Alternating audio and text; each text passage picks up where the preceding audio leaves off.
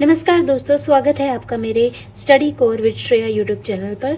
देखिए, हमारे पास एक 5 आर्टिकल है इंडियन एक्सप्रेस के 1 जून में, डेट लिख देती हूँ 1 जून 2026 का। जैसा कि आप देख सकते हैं आरबीआई के ऊपर है, आरबीआई की जो मॉनेटरी पॉलिसी कमेटी जो डेलिब्रेट स्टैंस लेगी या कुछ भी लेगी उसके ऊपर है। सेकंड देखेंगे हम, सेकंड हमारा साइंटिफिक कोलैबोरेशन कुछ स्पेस वगैरह के ऊपर है, नासा मून की एक्सप्लोरेशन के ऊपर। थर्ड हमारा safer motherhood maternal mortality rate, इसमें इंपॉर्टेंट चीज समझेंगे हम, और मैं हो सकता है आपको क्वेश्चन भी दूं मेंस का, राइट। फोर्थ हमारा है how China reduced oil import, मतलब हमें ऑयल इंपोर्ट में, मुझे तो एक जस्टिफिकेशन टाइप लगा, देखते हैं क्या होता है, पढ़ेंगे इसको। और फिफ्थ है अरावली रेंजेस के ऊपर। तो दोस्तों मुझे ये कुछ इंपॉर्टेंट आर्टिकल लगे, अगर आपको समझ आए, इस तरीके से आपको पसंद आए तो हम करेंगे, और नेक्स्ट वीडियो में मैं आपको करंट अफेयर कराऊंगी। तो आइए शुरू करते हैं।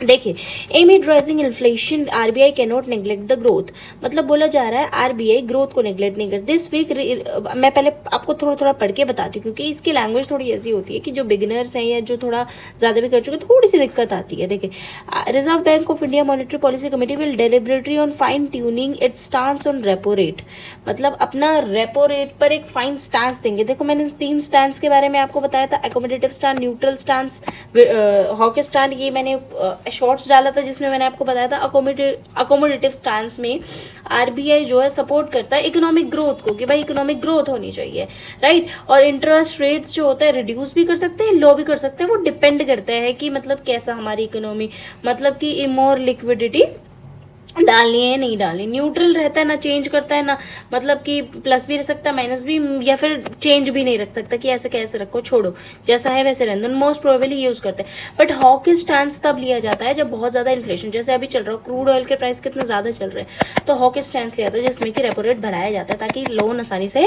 ना मिल सके। आई होप आपको ये तीनों स्टैंड समझ में आएंगे। देखो दोस्तों, इसमें नहीं था बट मैं एक्स्ट्रा नॉलेज मतलब एक्स्ट्रा दे के चल रही हूँ, ठीक है। तो चलो पढ़ते हैं। The interest rate at which India central bank lends money to commercial bank, ये रेपो रेट होता है, डेफिनेशन हो गई रेपो रेट की, ओके।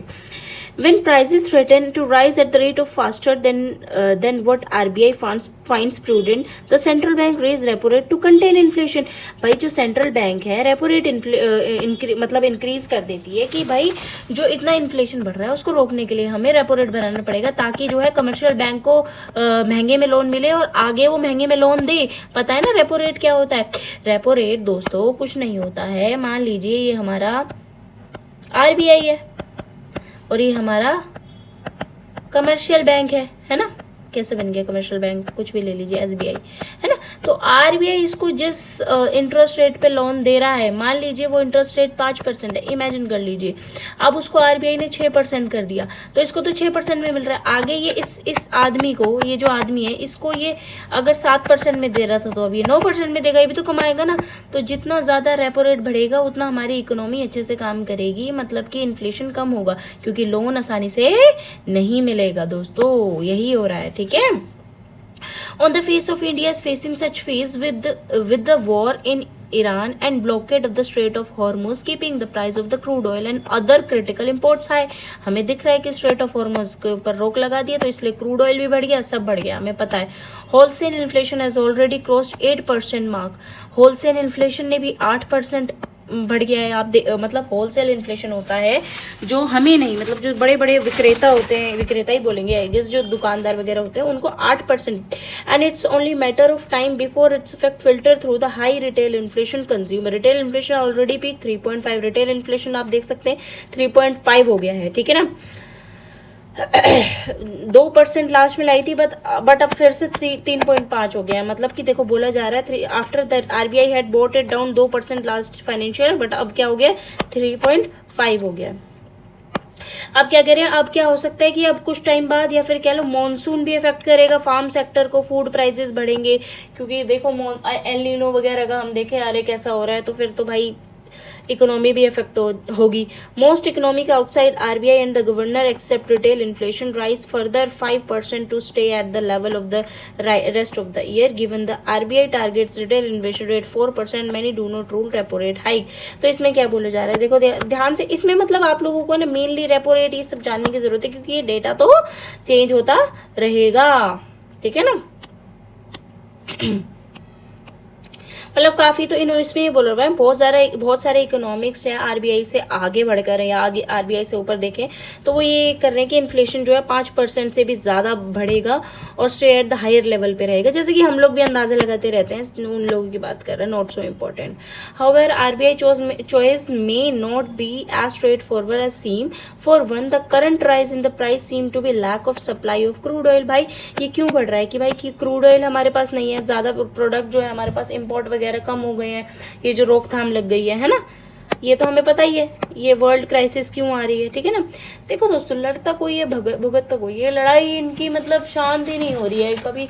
अब ये ट्रम्प साहब क्या बोलूं इनको, ये आ गया है, इसने मतलब क्या कमेंट दूं यार, कुछ आप भी बताओ, कुछ अपने शब्द बताइए इस महान व्यक्ति के लिए।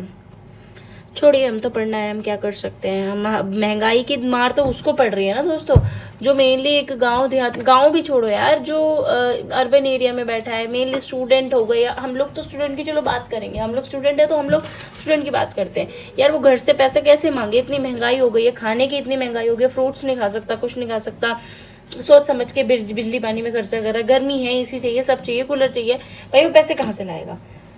एनर्जी शॉर्टेज, क्या बोले यार, चलिए आगे बढ़ते हैं। कहाँ थे हम दोस्तों। In short term there is little that RBI can do to boost crude oil supply. Raising interest rate may dampen India's growth momentum at a time when it needs more conducive environment। मतलब सीधा सीधा बता रहे हैं कि interest rate को हम ऐसे बढ़ा देंगे तो इंडिया की ग्रोथ जो है एक सीक्वेंस में आएगी, ठीक है ना, मतलब सही हो जाएगी, ऐसा कुछ बोला जा रहा है। US Iran peace agreement resulting in swift boost to oil supplies. A quick moderation in oil prices cannot also be ruled out completely. Also 5% inflation would be still be within RBI comfort 2 से 6%। देखो क्या बोल रहा है RBI ने, क्या बोला कि इन्फ्लेशन कितना रहना चाहिए, आप लोगों को ये दिमाग में रखना है, 2 से 6, 2 + -6, मतलब कि 2 से 6 के बीच में, सॉरी 2 + -4, 2 से 6 के बीच में रहना चाहिए इन्फ्लेशन, और 5% भी रहता है तो हम आरबीआई के कॉल में है, ये बोला जा रहा है। तो इस लाइन में क्या कहा जा रहा है, mainly a US Iran peace agreement resulting in a swift boost to oil supplies and अगर ये पीस एग्रीमेंट हो जाता है यूएस और ईरान के बीच में, पीस एग्रीमेंट अगर हो जाता है तो स्विफ्ट बूस्ट होगा, एक बढ़ावा होगा ऑयल सप्लाईज में, और quick moderation in oil prices में आएगा, ruled completely also at a 5% would be still अंदर होगा, मतलब कि अगर 5% जाती है तब भी आरबीआई के दिए गए इन्फ्लेशन टारगेट के अंदर ये रहेगा, यही बोला जा रहा है। आई होप दोस्तों आपको पूरे इसका जहां तक मैंने बताया वो समझ आया होगा। इतना सा रह गया है ये कि भाई आरबीआई का स्टांस है, इतना क्रूड ऑयल बढ़ रहा है, आरबीआई ने इतने टारगेट्स दिए हैं and so on and so fourth. Iran की अगर पीस डील हो जाती है तब भी 5% हम उसके टारगेट के अंदर रहेंगे। नेक्स्ट मतलब थोड़ा सा बचा हुआ उसको पढ़ लेते हैं। दोस्तों नेक्स्ट है हमारा, the more important issue to watch this week will be RBI governor's commentary on the state of the economy. Two issue will be particular interest, one of the rupee exchange rate कितना रहेगा, मतलब ये दिखा रहा है कि जो अभी आरबीआई गवर्नर जो भी कमेंट्री करेंगे, जो भी बातचीत करेंगे, उसमें रुपी के बारे में क्या कहते हैं। अब बोल रहे हैं कि क्या आरबीआई प्रायोरिटाइज करना चाहेगा maintaining an adequate amount of forex reserve और let the rupee find its own level, और it is willing to draw down reserves to ensure rupee does not slide beyond the certain point. मतलब main इस article में ये बोला जा रहा है, देखो हमें तो पता है कि इन्फ्लेशन ऐसे जा रहा है और क्यों इन्फ्लेशन जा रहा है, स्ट्रेट ऑफ हॉर्मोज में ये रोकथाम लगी है, या रिटेल इन्फ्लेशन कह लो कि इतना होना चाहिए और आरबीआई ने इतने टारगेट्स दिया हुआ है, know on so fourth, US Iran के पीस डील होगा। तो एंड में ये कह रहे हैं कि अब हमें ये देखना है जो ये रुपी एक्सचेंज रेट की गड़बड़ी हो रही है, तो जो आरबीआई के गवर्नर है वो उनका क्या कहना है इस पे, मतलब फॉरेक्स रिजर्व जो है वो बढ़ाएंगे या फिर मेंटेन करने के लिए क्या करेंगे, या फिर रुपी को अपने आप ही अपने लेवल पे आने देंगे कि भाई 100 आ रहा है आ जाओ कोई दिक्कत नहीं है ना, और या फिर किसी पॉइंट पे आके रुक जाएगा rupee. That is the foremost thing, because यार अगर $1 आपको 100 में मिलता है, जो यूएस में बेचारे बैठे हैं स्टूडेंट जो यहाँ से पढ़, चलो स्टूडेंट छोड़ो यार, इम्पोर्ट एक्सपोर्ट में कितना फर्क आ जाएगा, तो it will be pathetic situation हो जाएगी हमारे लिए। सो आई होप आपको फर्स्ट आर्टिकल समझ आया होगा। देखो दोस्तों मैंने ना बहुत अच्छी से कोशिश करी है एंड आई विल कंटिन्यू, मैं अगस्त सितंबर तक कंटिन्यू इसको रखूंगी, उसके बाद में बंद कर दूंगी अगर मुझे व्यूज़ नहीं आए तो, बिकॉज एक बार 2 बार में नहीं आते, आई कैन अंडरस्टैंड दैट, और मैं चेंजेस भी लाऊंगी। मैं कोई बहुत ज़्यादा एक्सट्रीम लेवल की पीपीटी वगैरह बनाने के लिए इतना टाइम नहीं है मेरे पास। मैं बिल्कुल अपने ये देखिए, मेरे न्यूज़पेपर के थोड़े थोड़े पेंसिल के भी आपको दिख जाएंगे निशान, कहीं कहीं पे देखेंगे। मेरे खुद के न्यूज़पेपर की फोटो ली मैंने, कॉलर नोट्स पे चिपका दी और मैं पढ़ा रही हूँ, ठीक है। चलिए सेकंड में आ जाते हैं दोस्तों। मैं ज़्यादा टाइम भी नहीं खाऊंगी आपका। प्लीज़ लाइक एंड सब्सक्राइब कीजिए सो दैट मुझे भी मोटिवेशन मिले एंड लेट्स कंटिन्यू। अब देखिए नेक्स्ट है हमारा साइंस कोलैबोरेशन। हाँ तो दोस्तों कंटिन्यू करते हैं। नेक्स्ट है हमारा साइंस कोलैबोरेशन के बारे में। तो इसमें क्या कहा गया है हमें दोस्तों, देखो एक सेकेंड, ये वाला करना है या ये करना है, सेकंड थर्ड इसको करते हैं दोस्तों। ये मुझे ज़्यादा ना अच्छा लगा, पता है आर्टिकल थोड़ा सा ये हमारे मतलब जो कम बात करते हैं उनके लिए, उसके बाद इस पर आएंगे हम। देखिए safer motherhood begin before pregnancy. अब क्या होता है, being a women I can surely से, जितने भी वुमेन्स आउट देयर मुझे देख रहे हैं, आपको ऐसा नहीं होता यार मंथ में कह लो या वीक में कह लो, वीकनेस कभी भी फील हो जाती है। मतलब पीएमएस वाले टाइम तो आप पूछो मत। एंड मैं कहूँ 90% मुझे ऐसा लगता है वुमेन अनेमिक होती है और आयरन डेफिशिएंट होती है। मैं खुद हूँ यार, मतलब ज़्यादा धूप में खड़ी रहूँ तो मुझे चक्कर आ जाते हैं। मतलब एक जैसे नॉर्मली 1-2 घंटा किसी को इतना लगता नहीं है, मैं थक जाती हूँ, मुझे चाहिए बैठने के लिए। आयरन डेफिशिएंसी कहते हैं। ज़्यादा देर स्क्रीन टाइम हो जाए तो सर घूमने लग जाता है। तो ये आर्टिकल वहीं पॉइंट कर रहा है। और इसके ऊपर ना आज मैं मेंस का क्वेश्चन दूंगी। आई सर्च आउट, कोई PYQ मिला मुझे इससे रिलेटेड तो आई डेफिनेटली डू इट, मतलब दूंगी। एंड आप लोगों को करना है वो। चलो पढ़ते हैं, पहले बाद में बात करेंगे। Young women in urban India today are choosing to delay starting a family in pursuit of career. सही बात है। और मुझे तो ऐसा लगता है कि भाई करियर नहीं है तो शादी मत करो। मुझे नहीं पता कितने लड़के इस चीज़ पे एग्री करेंगे, बट मैं इतना श्योर हूँ 98% वुमेन मेरे से एग्री करेगी कि भाई करियर देन शादी and stability. Yet they are surrounded by anxiety and induced conservation about fertility and late pregnancy. बहुत सुनते हैं कि भाई लेट शादी करोगे लेट प्रेगनेंसी होगी, बच्चे होंगे नहीं होंगे, वो वाली बात हो जाती है। वो सब हम लोग भी जानते हैं यार। But what about those women जिन्होंने 26 या 24 में, 26 बहुत ज़्यादा हो गया, 22 में शादी कर ली and still they are not pregnant. मेरी फ्रेंड्स है काफ़ी, राइट। तो मैं क्या कहना चाह रही हूँ, मतलब ये इस आर्टिकल में ये नहीं बताना चाह रहे मेनली क्या पॉइंट है इसका। Many women in rural setting conceive much earlier but often navigate pregnancy with far less access to consistent continuum of antenatal and postnatal care. मतलब सीधा बता रहा है रूरल वुमेन्स जो होती है वो तो जल्दी कंसीव कर लेती है, जल्दी बेबी कर लेती है और नेविगेट भी कर पाती है अपनी pregnancy with far less access to consider. मतलब कि क्या कहना चाह रहा है कि are we doing enough, are we doing enough to safeguard them, providing spectrum of जितना मैटरनल केयर मिलना चाहिए उनको मिल रहा है या नहीं मिल रहा है, चाहे वो अर्ली प्रेगनेंसी हो चाहे वो लेट प्रेगनेंसी हो। Maternal care is important. देखिए एक स्टडी हुई थी Lancet obstetrics gynaecology and women's health shows, याद रख सको तो रख लो नाम याद। India's maternal mortality ratio has, पहली बात तो इंडियाज मैटरनल मोर्टेलिटी प्रीलिम्स में या कहीं भी SSC UPSC में कहीं भी क्वेश्चन बन जाएगा, व्हाट इज इंडियाज मैटरनल, या फिर ये लिखते हैं MMR क्या होता है, मैटरनल मोर्टेलिटी रेशियो क्या होता है। देखो ये कुछ नहीं होता है, it is the number of death during pregnancy या child birth within 42 days का होता है। याद रखना 42 डेज के 42 दिन के अंदर अंदर जितनी फीमेल ने बच्चे दिए और वो फीमेल की डेथ हो गई तो वो मैटरनल मोर्टेलिटी रेट कहलाता है। ठीक है, याद रखना है मैटरनल मोर्टेलिटी। इसका ना एक फॉर्मूला होता है, आप जितना अच्छे हो सके उतने अच्छे से इसको याद रखिए। मैटरनल डेथ डिवाइडेड बाय करेंगे लाइव बर्थ, लाइव बर्थ कितनी है इनटू में 1 लाख। ठीक है, ये इसका फॉर्मूला है। मतलब कि एग्जांपल अगर लें कि अगर 50 मैटरनल डेथ हुई है तो 50 पर 1 लाख बर्थ, 1 लाख पे 12 नहीं है 1 लाख है। ठीक है ना, मतलब 1 लाख बर्थ पे 50 औरतें मरी है, ये होता है इसका मतलब। याद रखना, मतलब a maternal death is the death of a woman while pregnancy और within 42 days of end of the pregnancy. Okay, from cause related to aggravated by the pregnancy of its management हो सकता है, accidental हो सकता है, what ever the causes. मतलब ऐसे murder वगैरह तो नहीं आएगा, बट मेनली अब समझ रहे हैं ना मैं क्या कह रही हूँ यार, मर गई मतलब 42 डेज के अंदर अंदर बच्चा पैदा करती।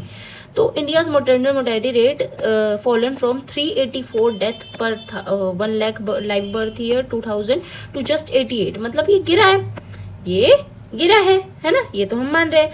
If maternal mortality ratio has fallen from, देखो 384 दिखाया हुआ था पर लाख में, और फिर मतलब 2000 में, और फिर 88 हो गया 2023 में, ठीक है। तो मतलब फ्यूअर वुमेन है जो मर रही है ड्यू टू प्रेगनेंसी, पहले ज्यादा मरती थी अब कम, है ना। हेल्थ केयर सफिशिएंसी इंप्रूव हुई है, मोर डिलीवरीज जो है हॉस्पिटल में होने लगी है, दाई वगैरह से नहीं कराने लगे, बेटर एंटीनेटल केयर मिल रही है, राइट। मतलब सिंपल इंटरप्रिटेशन क्या निकाल सकते हैं हम, जो कि हमारे मतलब आप मान सकते हैं जीएस और सीसेट दोनों में चाहिए, कि out of every 1 lakh live birth 384 mothers died 2000 में, बट अब 2023 में देखे तो 88 मदर ही मर रही है ना। मतलब अराउंड 77% हमने रिड्यूस कर दिया, देख लेना कि 77 पॉइंट समथिंग आएगा, और 77% हम रिड्यूस कर चुके हैं, ठीक है। आई होप समझ आया होगा दोस्तों, बहुत ज़्यादा मेहनत लगती है यार ये बनाने में, तो आप थोड़ा सा साथ दीजिए। एक minute. The NFSH V shows 57% women age 15 से 49। देखो मैंने अभी बताया ना कि एनेमिक, तो 15 से 49 एनेमिक है, अब फ्रॉम 53% टू द प्रीवियस सर्वे 53% था पिछली बार, अब 57 हो गया एनीमिक। 15 से 39, मतलब मान लो 15 से 50 साल की वुमेन को देखे जाए तो 57% जो है एनेमिक होती है। मुझे तो ज्यादा लगती है, मैं खुद एनेमिक हूँ। होता है यार लड़कियां, मतलब बीइंग अ गर्ल, एक हफ्ते में इतना ब्लड निकल जाता है ना कि एनेमिक अच्छे से अच्छा ना हो। और आज के टाइम पे क्या खाते हैं हम, नूडल्स, मोमोज, है ना, स्प्रिंग रोल, तो कहाँ से खून बनेगा। और जितना भी खा ले, एक बूंद खून बनने के लिए इतना टाइम लगता है, तो हम लोग एनेमिक नहीं होंगे तो क्या होंगे। और जो बहुत अच्छा खाती है, बहुत स्पोर्ट्स लेवल की होती है, मैं आपको बताऊं, जो मेरी तरह एस्पिरेंट होगी वो तो एनेमिक होगी, ठीक है। हम लोग को यार बहुत सफर करना पड़ता है। आई नो बॉयज की लाइफ भी बहुत सफरिंग होती है, बट गर्ल्स की लाइफ में हेल्थ से ज्यादा सफरिंग होती है यार, मेंटली तो होती है, क्या करें। चलो, anaemic compounds the risk of, इसका थोड़ा प्रोनाउंस शायद मेरा गलत हो सकता है, मैं हेमोरेज इसको जहां तक बोलेंगे, हेमोरेज इसको जो बोलेंगे, आई एम सॉरी अगर मैं गलत प्रोनाउंस कर रही हूँ, बट मैं इसका मीनिंग बता देती हूँ। पोस्टपार्टम हेमोरेज मतलब होता है एक्सेसिव ब्लीडिंग, मतलब जब बच्चा हो जाता है ना तो इतना ब्लड बहता है माँ का कि हम 1 लीटर, मतलब 1 लीटर से भी ज्यादा ब्लड लॉस हो जाता है, ऐसा मेरा कहने मानना है, ठीक है ना। तो यही बचा रखा है। Infection can contribute both maternal death और प्री टर्म लेबर, मतलब कि माँ की डेथ इस वजह से भी हो जाती है खून बहने से, राइट।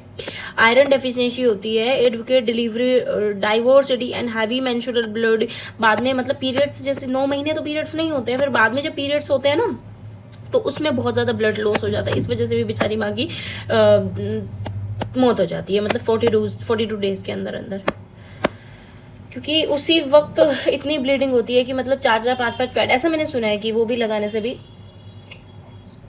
काम नहीं बनता है। This is why life cycle approach matter. Iron and folic acid supplement दिया जाता है, गांव देहात के जो होते हैं उन्हें तो मिलता भी नहीं है, इसलिए कहते हैं प्रेगनेंसी में जितना हो सके उतना अच्छा खाइए, ताकि आपकी बॉडी इम्यूनिटी इतनी अच्छी हो, इतनी स्ट्रांग हो कि आपके जो ब्लड लॉस होगा वो सह पाए। अब ऐसे 4-4, 5-5, 6-6 बच्चे जो देते हैं वो कैसे दे पाते हैं, वो भी तो करते हैं ना, क्योंकि वो अच्छा खाते हैं, या कह लो उनकी एक्सरसाइज अच्छी होती है, ऐसा होता है। ऑलरेडी में नेशनल प्रोग्राम में ये आयरन एंड फॉलिक एसिड दिया गया, इसके ऊपर मेंस क्वेश्चन लिखेंगे, बड़ा प्यारा लिखा जाएगा यार, बहुत प्यारा, बहुत ज्यादा प्यारा लिखा जाएगा, इतने प्यारे क्या बताऊं। और आगे बढ़ते हैं। First line therapy mild to moderate anaemia because it is accessible, affordable होती है, इफेक्टिव होती है when it takes consistently, however adherence is difficult,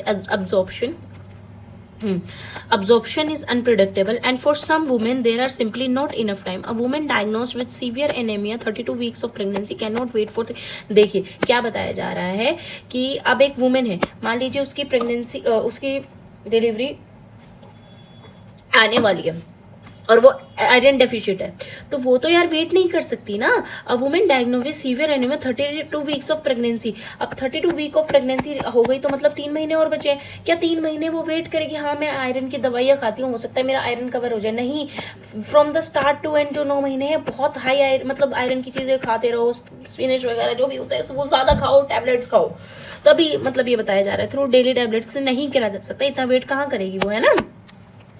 तो and for women who can not tolerate oral iron, intravenous iron, particularly a formation called ferric, ये important है यार, ये important है, ये इंपॉर्टेंट है, ये इंपॉर्टेंट है। देखिए,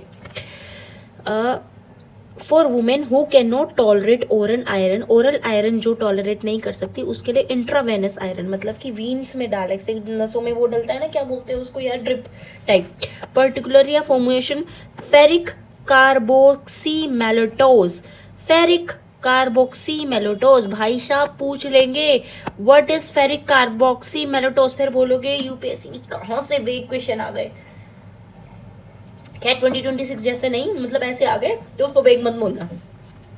postpartum hemograph is one of the leading cause of maternal death in India. There are, however, proven interventions, emotive bundle tested across the more than 2 lakh birth resources limiting setting outcome 60%। वही बता रखा है इसमें, not so important, इसको इतना नहीं करना है।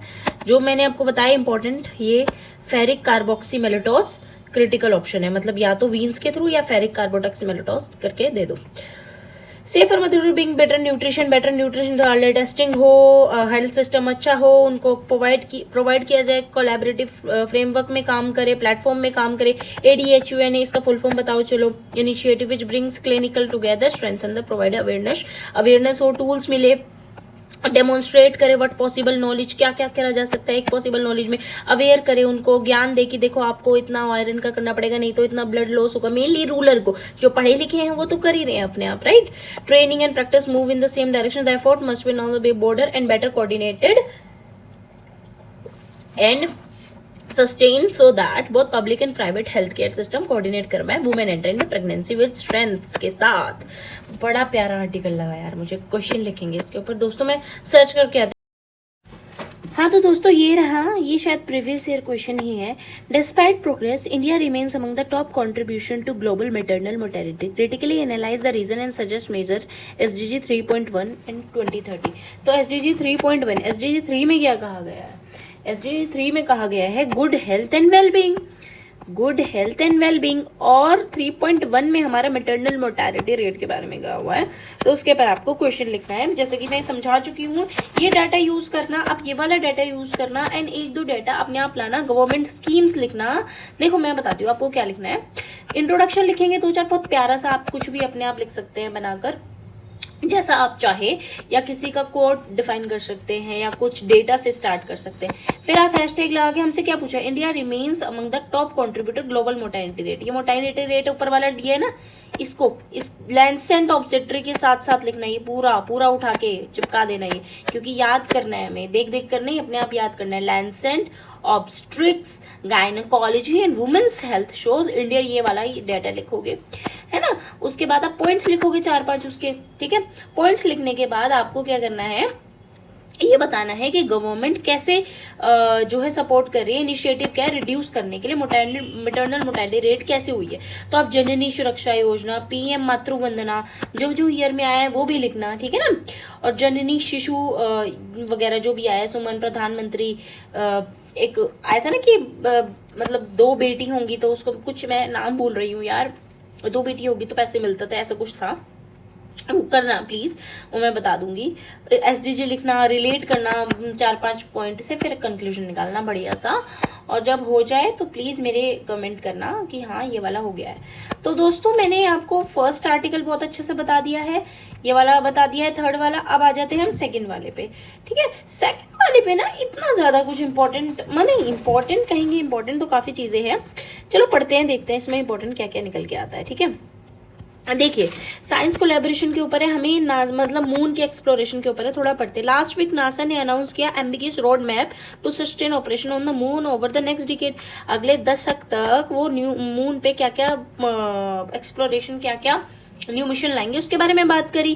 Creating a base lunar south pole 3 parts में, getting to the moon surface and beginning experiment 2026 से 2029। 2026 से 2019 तक वो लोग क्या रोबोटिक मिशन लाएंगे या एक्सपेरिमेंट लाएंगे, रोवर लाएंगे, ड्रोन्स लाएंगे, टेस्टिंग टेक्नोलॉजी लाएंगे, क्या क्या लाएंगे, टाइमलाइन दी हुई है नासा के मून बेस प्लान में, मतलब कि मून पे जाने का जो नासा का बेस प्लान रखा गया है। ठीक है, आगे क्या बोला हुआ है पढ़ते हैं। The choice of location significant है। Unlike many region the moon where period of sunlight and darkness alternate about every 2 weeks. मतलब क्या बोला जा रहा है, हर 14 डे में आपको पता है न्यू मून और फुल मून आता है। न्यू मून में क्या होता है कि नहीं बिल्कुल अंधेरा रहता है, और फुल मून में पूरा चांद, मतलब हमारी अर्थ घूमती है ना, जो विजिबिलिटी होगी हमें वही तो दिखेगा हमें, है ना। तो वही बता रखा है कि 2 प्लेस है हमारे पास, एक तो सनलाइट पूरा और एक डार्कनेस पूरा। अबाउट एवरी 2 वीक्स मतलब 14 दिन में। Parts of south pole experience shorter period of share, they can thus provide solar power to drive base energy operation. मतलब हमें बेस एनर्जी ऑपरेशन में वो प्रोवाइड कर सकते हैं। मतलब कि most place of the moon experience 14 days earth day light और darkness sorry, but near the south pole some elevated region receive sunlight for much longer period. मतलब कुछ ऐसा साउथ पोल में, जैसे मून है तो इसका जो साउथ पोल है उधर क्या है, कुछ लंबे समय के लिए, कुछ लॉन्गर टाइम के लिए, कुछ लंबे समय के लिए जो सनलाइट है वो ज्यादा टाइम तक रुक जाती है। Sun stays low on the horizon rather than rising in the high sky. मतलब scientist believe that ice deposit region permanently, नहीं ये वाला अलग है। ठीक है, मतलब ज्यादा कुछ जहां पर सनलाइट है वहां की एक्सप्लोरेशन की बात कर रखी है। ठीक है ना, ओके। अब ये क्या है, परमानेंटली शेडोड एरिया की बात की जा रही है। मतलब at the south pole there are deep craters. Crater पता है ना क्या होते हैं, ऐसे जो चांद में दाग है ऐसे करके ना क्रेटर है, तो इसको परमानेंटली शैडोड रीजन बोला जाता है। पीएसआर के नाम से दे दिया है, परमानेंटली शैडोड पार्ट्स या एरिया। ठीक है, recorded how water and other material move through out the solar system. कैसे वाटर और अदर मटेरियल जो है मूव करते हैं सोलर सिस्टम में, है ना। क्योंकि ये बिलियंस ऑफ ईयर से डार्कनेस में, अंधेरे में रहे हैं, और temperature more over around -200 degree Celsius, -1 में भी हालत खराब हो जाए, 200 डिग्री सेल्सियस। और water and other volatile material बिल्कुल फ्रोज हो जाते हैं इसमें, बिल्कुल पानी ऐसे बर्फ, क्या बर्फ का भी एक मोटा सा गोला बन जाएगा, राइट। तो ल्यूनर आइस जो है इंपॉर्टेंट बन जाता है हमें ये पढ़ने के लिए। Lunar ice, mainly lunar ice की बात करें, जो आइस में मटेरियल, जो वाटर वेपर होंगे या अदर मटेरियल होंगे, वहाँ कैसे सर्वाइव कर रहे हैं, वहाँ कैसे रह रहे हैं, कि अगर मटेरियल है तो कौन से मटेरियल ज्यादा सर्वाइव कर रहे हैं, उसको पढ़ने के लिए ही ल्यूनर आइस को पढ़ने के लिए ही मेनली। ड्रिंकिंग वाटर एस्ट्रोनॉट के लिए होगा, ऑक्सीजन हो पाएगा नहीं हो पाएगा, hydrogen and oxygen fuel rockets के थ्रू बन पाएंगे नहीं बन पाएंगे, रिड्यूस नीड ट्रांसपोर्टेशन चाहिए। अब ये सारी चीजें ना ये लोग ऑब्जर्व करने वाले हैं। Have you got that what my point? Throughout the solar system, studying the sample. The lunar outpost is expected to studying ground for expedition Mars. According to NASA, it could provide the first long-term opportunity to study human physically adapted. मतलब कि human का physically adapt कर पाए, moon पे हम लोग रहे।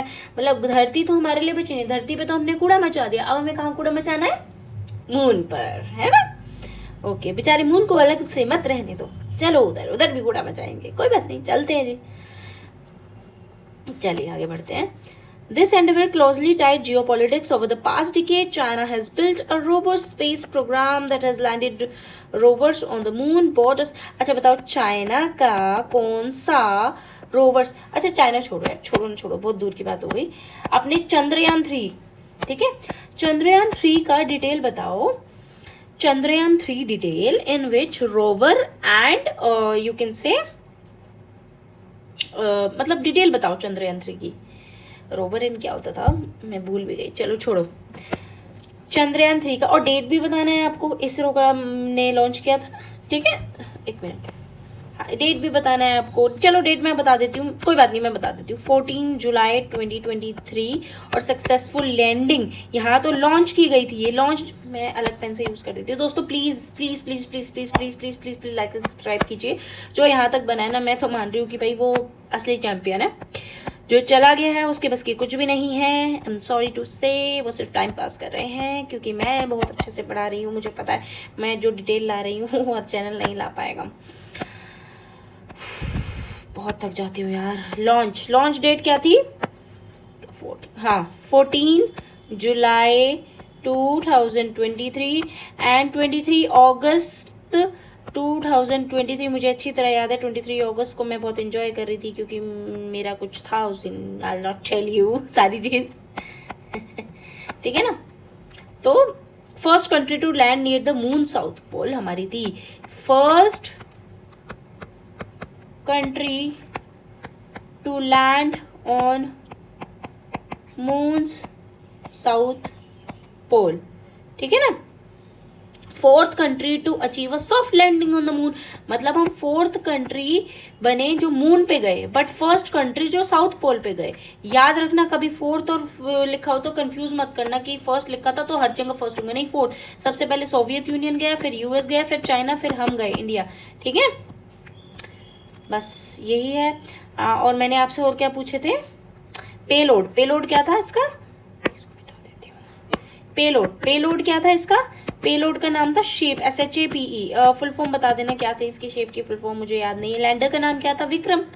Lander Vikram, rover, एक मिनट, लैंडर क्या नाम क्या था? विक्रम। विक्रम साराभाई के ऊपर ही तो सबको याद रखा। और रोवर क्या था? रोवर रोवर रोवर रोवर क्या था? प्रज्ञान, प्रज्ञान, ठीक है ना। विक्रम और प्रज्ञान याद रखना है। लैंडर विक्रम, रोवर प्रज्ञान, ऐसे याद रखना। LOVE होता है तो V और L और RP ऐसे याद रख लेना, ठीक है ना। चलिए बस यही है इसमें जानने वाला। अच्छा आगे भी है, ठीक है। देखो इस सैंपल हमने ये पढ़ लिया। अब आपको क्या बताना है ना, आपको कमेंट सेक्शन में बताना है। China has build robust space programme, okay. So we know that China has built robust space program that has landed rovers on the moon, brought lunar sample to its laboratory. You have to name them. मतलब आपको उसको name करना है क्या है, ठीक है। तो बीजिंग एंड मून, सॉरी कहाँ गया? बीजिंग एंड, एक सेकेंड, हाँ, Beijing and Moscow have announced to plan build nuclear power. अच्छा जी, ये न्यूक्लियर पावर भी करेंगे। चलो मैं ऑप्शन देती हूँ आपको। चाइना के मून एक्सप्लोरेशन का नाम बताइए। चले क्या ऑप्शन भी क्या दूं मैं?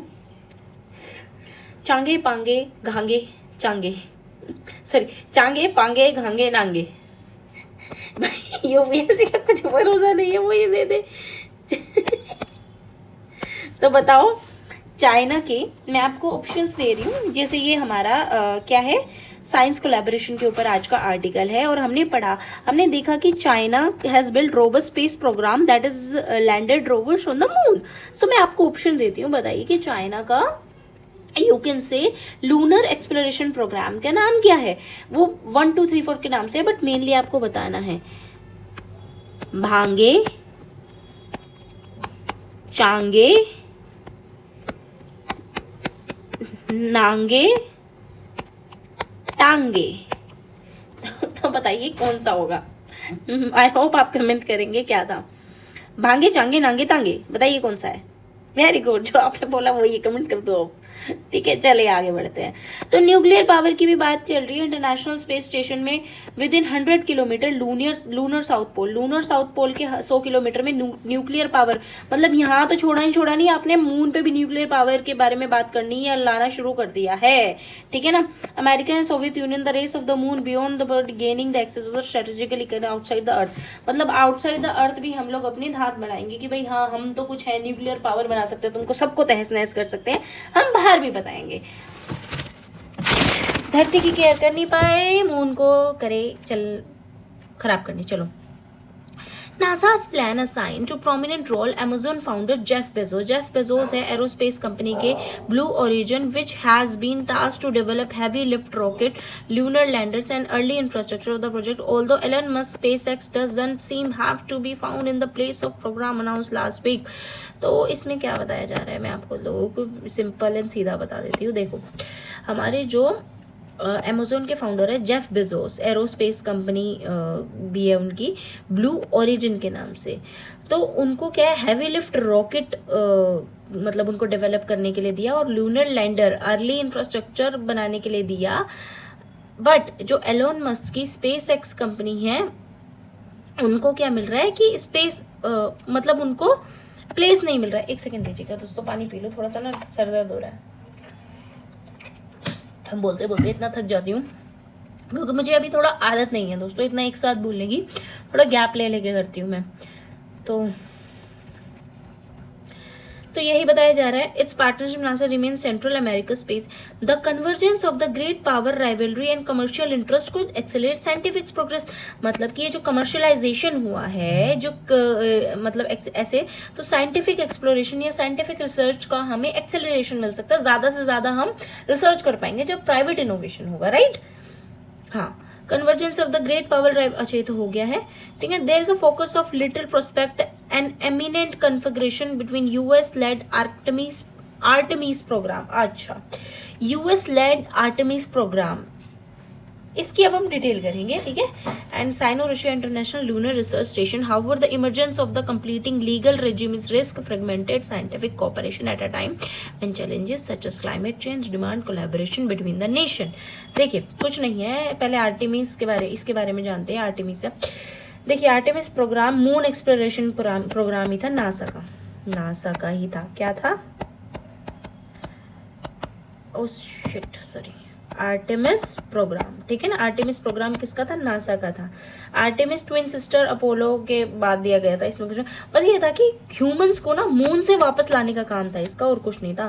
मतलब फर्स्ट वुमेन और first person of colour of the moon मतलब लैंड किया था इसमें, और कुछ नहीं। आर्टेमिस 1 जो है 2022 में गया था, ठीक है ना, Orion space and space launch system में।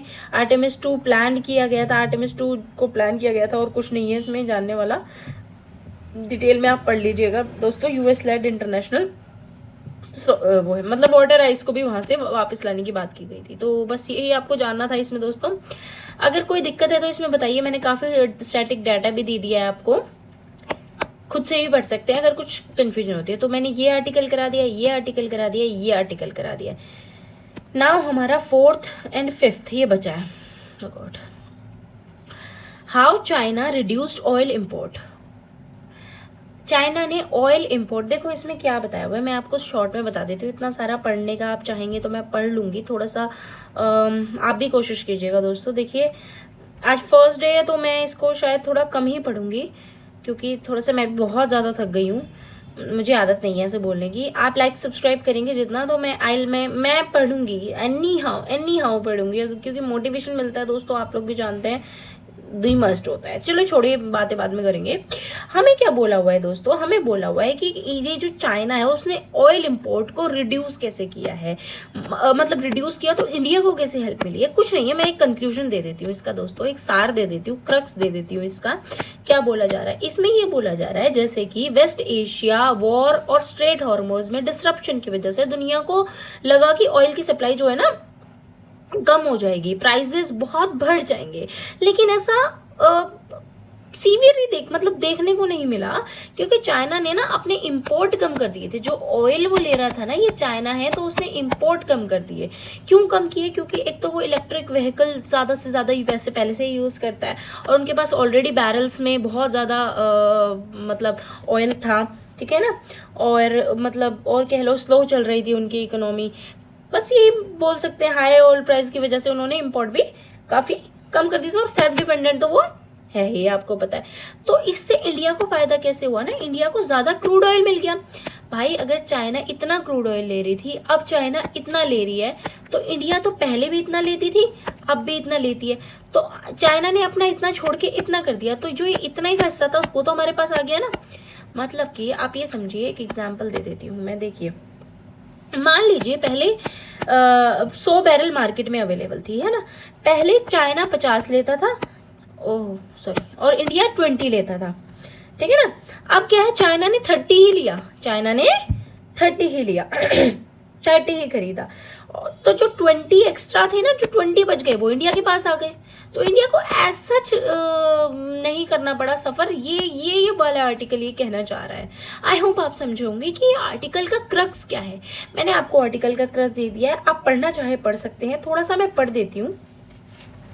The West Asia War and the consequent closure of the Strait of Hormuz have constrained crude oil flows and sent prices swinging, particularly Asian economies such as India. The situation, however, could have been much worse had it not been one country with China. है ना, वही बताया जा रहा है जो मैंने बताया.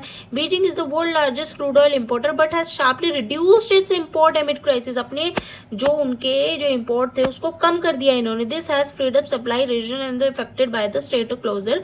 Russia, West Africa, Atlantic Basin, non Hormuz dependent West Asian nation allowed the likes to India, South Korea, Japan, Thailand, Singapore snap them. मतलब यही बताया जा रहा है किस तरीके से उन्होंने अपने जो क्रूड ऑयल का वो कम किया. Why China oil import cut oil import क्यों किया? Before the war 40 to 50% of India oil import came via strait, है ना. India is the world third largest. याद रखना कि हम थर्ड लार्जेस्ट वो है क्रूड ऑयल इंपोर्टर. ठीक है, 88% क्रूड हम बाहर से लेते हैं. China crude import in the May month to date tracking 6.6 MBD million barrel a day, lowest level since 2016 से अब तक देखा जाए तो उन्होंने अब तक का सबसे लोएस्ट जो है उन्होंने इंपोर्ट किया है. ठीक है ना, देख रहे हो यार कितनी आगे बढ़ रहे हैं ये लोग. इतना सब कुछ गलत चीजें खाते हुए भी इतना सब कुछ अपना दिमाग चला रहे हैं.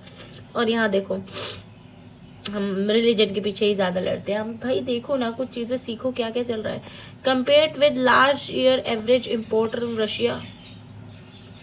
Russia Africa parts of the America have decline materially effectively freezing additional. मैं दोस्तों देखो पूरा पढ़ने का कोई फायदा नहीं, मैं क्रक्स बता चुकी हूँ, ये अपने पॉइंट्स ही बता रहे हैं. मेनली इन्होंने यही कहा है. लास्ट एक बार मैं आपके लिए पॉइंट पढ़ देती हूँ क्या बोले. So there could be further oil inventory draw down in China which may prompt Beijing to release state oil reserve और even step up crude purchase unless और. मतलब सीधा ये बता रहा है कि उन्होंने जिस तरीके से इम्पोर्ट डिपेंडेंसी अपने आप कम कर रखी है तो हम क्यों नहीं कर सकते, है ना. यही क्रक्स है इसका. तो आप दोस्तों पढ़ सकते हैं इसको. चाहे तो मैं इसको डिटेल में एक वीडियो बना दूंगी डिटेल में इसकी. चलो इसको अभी के लिए छोड़ते हैं, ठीक है ना. अभी के लिए इसको छोड़ते हैं. मैंने क्रक्स बता दिया है. इसको मैं विद एक डिटेल वीडियो लेकर आऊंगी जिसमें सिर्फ यही बताएगा ऑयल प्राइस और ऑयल के बारे में, और एक्स्ट्रा 1-2 नॉलेज दूंगी. ठीक है, इसको स्किप नहीं कर रही हूँ, थोड़ा सा बता दिया है. ठीक है ना. आई होप आपको समझ आया होगा दोस्तों. नेक्स्ट है हमारा अरावली रेंजेस. ओके. हाँ तो दोस्तों Aravalli ranges role in shielding Gangetic plain from Thar dust. देखो हमें क्या बताया, visual of massive dust storm. आपने देखा होगा अब तक तो सोशल मीडिया में बहुत ज्यादा वायरल हो चुका है डस्ट स्टॉर्म जो है कि dust storm from Churu on Saturday have been going viral on social media. Dust storm Churu, Hanumangarh district, ये सारी डिस्ट्रिक्ट है राजस्थान की जो अफेक्ट हुई है. आपने देखा होगा कैसे बिल्कुल मैसिव डस्ट स्टॉर्म आ रखा था, ऐसे बिल्कुल, है ना, कि पूरा अरावली रेंजेस के दौर पे आ रखा था. ठीक है ना, वो ही बता रखा है. From Delhi through Haryana through Rajasthan Gujarat वहां तक. हाईएस्ट पीक आपको पता होगा गुरु शिखर है माउंट आबू की. ठीक है ना, ये पता होगा. तो अरावली इंपॉर्टेंट क्यों है, ये हमारा पूरा इसका दे रखा है. देखिए कहाँ से पढ़े. Rajasthan as the wind returns Aravali loose and drop their lots and many such sand dunes called obstacle dunes. Sand dunes को क्या कहा गया है, ऑब्स्टेकल ड्यून्स. अब ये ऑब्स्टेकल ड्यून्स क्यों कहा गया है ये आप जान सकते हैं, सोच सकते हैं. सोचिए व्हाट आर ऑब्स्टेकल ड्यून्स. मतलब दीज आर सैंड ड्यून्स जो फॉर्म करते हैं wind carrying sand hits hills vegetation, या फिर विंड स्पीड डिक्रीज करे या सैंड गेट डिपॉजिट. तो ये जो होते हैं बहुत सारे वेस्टर्न स्लोप ऑफ अरावली में दिखे हैं जिन्होंने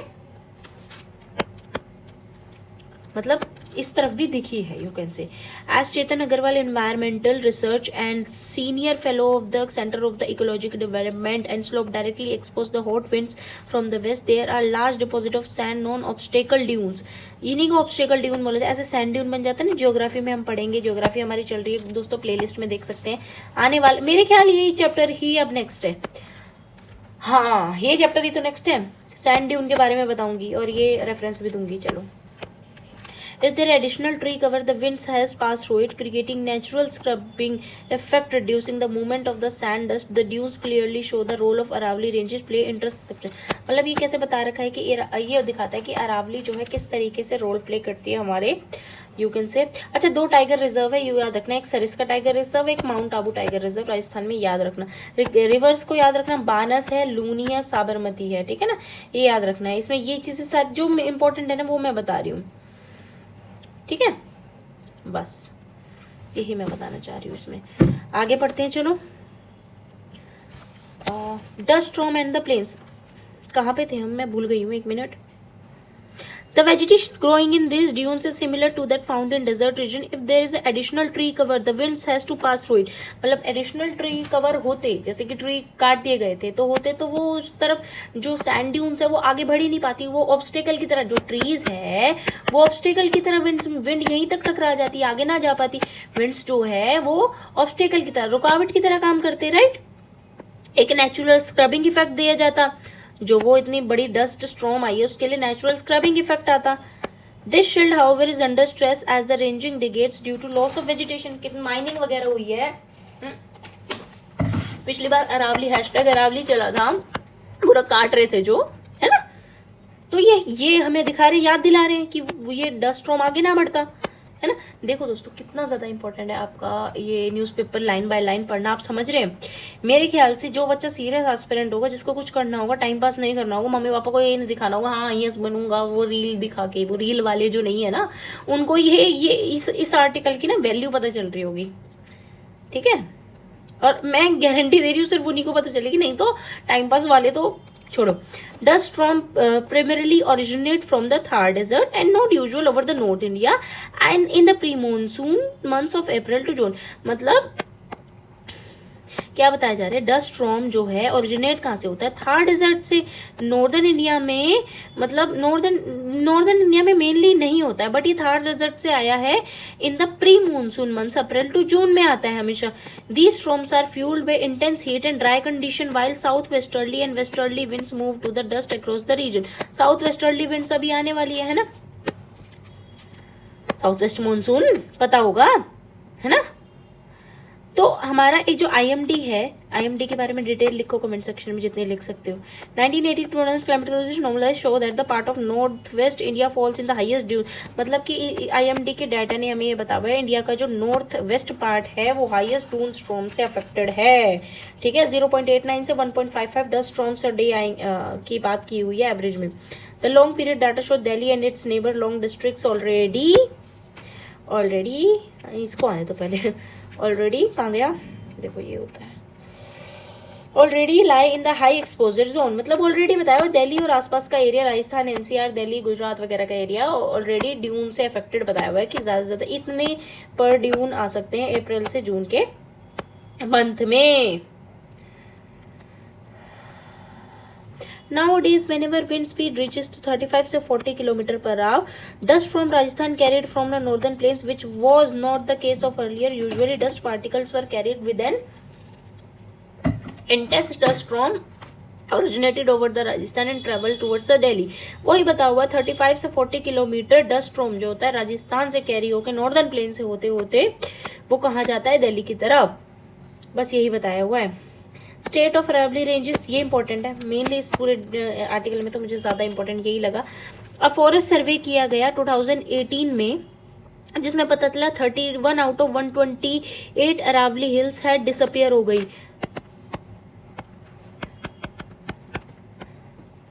31 आउट ऑफ 128 यार, ठीक है ना, डिसअपियर हो गई। There has also been loss of hills 200 metre से 600 metre elevation about sea level. नहरा, भाई साहब ये लिख लो या कटिंग रख लो या कुछ भी रख लो, ये लो इंपॉर्टेंट बता दिया मैंने, इसको यूज करना। क्वेश्चन अपने आप क्वेश्चन बनाओ। चलो अरावली, चलो एक और क्वेश्चन है अरावली रेंजेस के ऊपर, सेकंड क्वेश्चन है। एक मेंस का दे चुकी हूँ, सेकंड मेंस का ये है। अपने आप क्वेश्चन बनाओ और अपने आप आंसर लिखो, अपने आप डेटा लिखो, देखती हूँ क्या करते हो।